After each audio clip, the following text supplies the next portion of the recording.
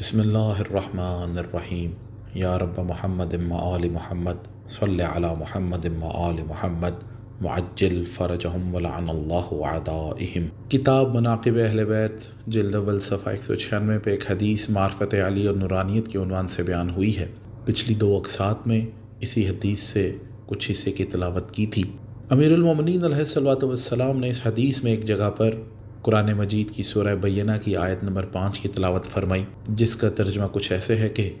حالانکہ انہیں تو صرف یہ حکم دیا گیا تھا کہ وہ یکسو ہو کر دین کو اس کے لیے خالص رکھتے ہوئے صرف اللہ کی عبادت کریں اور نماز قائم کریں اور زکوٰۃ ادا کریں، اور یہی مستحکم دین ہے۔ امیر المومنین علیہ الصلوۃ والسلام نے اس آیت کی تفسیر کرتے ہوئے فرمایا کہ ان کو حکم نہیں دیا گیا مگر حضرت محمد مصطفیٰ صلی اللہ علیہ وآلہ وسلم کی نبوت کے بارے میں،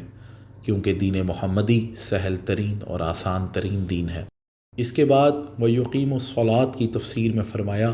کہ جو کوئی بھی ہماری ولایت کا حامل ہوگا وہ نماز قائم رکھ سکے گا، جبکہ ولایت کو قائم رکھنا دشوار کام ہے، کیونکہ اس کو قائم رکھنا اور دل سے قبول کرنا، یعنی ولایت کو قائم رکھنا اور دل سے قبول کرنا مقرب فرشتوں، پیغمبر مرسل یا ایسے بندے مومن کا کام ہے جو امتحان خداوندی میں پورا اتر چکا ہو۔ پس جب فرشتہ مقرب اور پیغمبر مرسل نہ ہو اور مومن کا امتحان نہ لیا گیا ہو، وہ اسے قبول نہیں کر سکتا، یعنی ولایت کو قبول نہیں کر سکتا۔ حضرت سلمان محمدی علیہ الصلوۃ والسلام نے عرض کیا، اے رسول اللہ صلی اللہ علیہ وآلہ وسلم کے بھائی، کیا جس نے آپ کی ولایت کو قائم کیا، کیا اسی نے نماز قائم کی؟ امیر المومنین علیہ الصلوۃ والسلام نے فرمایا، ہاں اے سلمان، اس بات پر شاہد اور اس کی تصدیق خدا کا یہ فرمان ہے۔ پھر امیر المومنین علیہ الصلوۃ والسلام نے سورہ بقرہ کی آیت نمبر 45 کی تلاوت کی، بسم اللہ الرحمن الرحیم وَاسْتَعِینُوا بِالصَّبْرِ وَالصَّلَاةِ وَإِنَّهَا لَكَبِیرَةٌ إِلَّا عَلَى الْخَاشِعِینَ، یعنی صبر اور صلاۃ سے مدد طلب کرو، اور صلاۃ بڑی سنگین چیز ہے مگر ان لوگوں پر جو خشوع کرتے ہیں۔ امیر المومنین علیہ الصلوۃ والسلام نے فرمایا کہ اس آیت شریفہ میں صبر سے مراد رسول اللہ صلی اللہ علیہ وآلہ وسلم ہے، اور صلاۃ یعنی نماز سے مراد ولایت کو قائم کرنا ہے۔ اسی لیے خدا نے فرمایا ہے کہ وَإِنَّهَا لَكَبِيرَةٌ، یعنی مفرد کی ضمیر لایا ہے اور تثنیہ کی ضمیر نہیں لایا،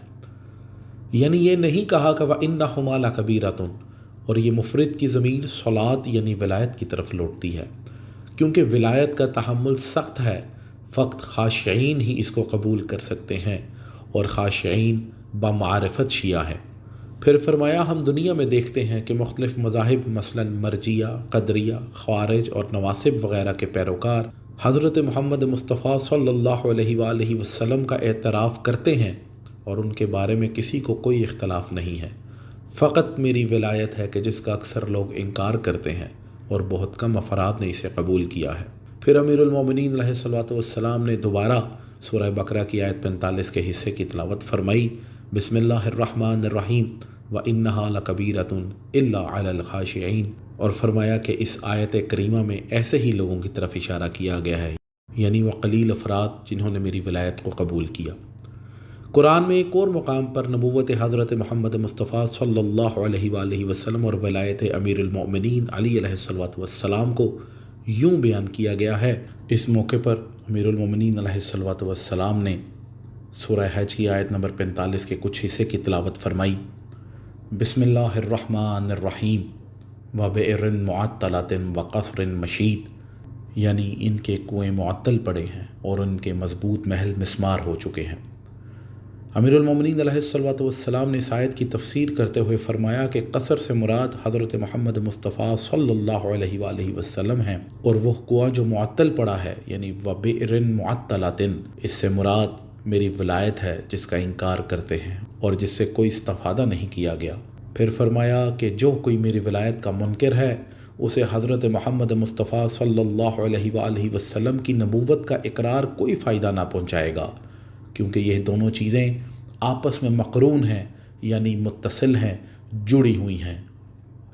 صدق اللہ العظیم وما علینا الا البلاغ، اللہم عجل ولیک الفرج۔